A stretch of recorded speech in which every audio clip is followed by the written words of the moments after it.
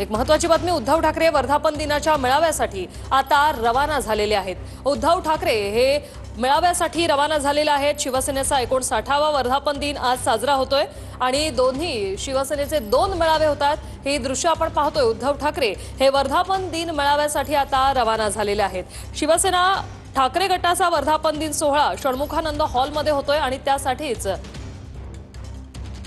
सध्या ते रवाना झालेत।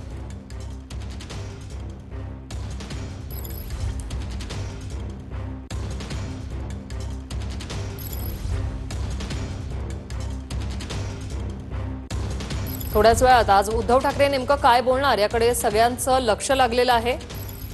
मनसे युती संदर्भात उद्धव ठाकरे काही भाष्य करतात का याकडेही संपूर्ण राज्याच्या नजरा आहेत। ही दृश्य आता आपण पाहतोय। उद्धव ठाकरे वर्धापन दिनासाठी रवाना झालेले आहेत। षण्मुखानंद हॉलच्या दिशेने उद्धव ठाकरे यांचा हा ताफा सध्या रवाना झालेला आहे।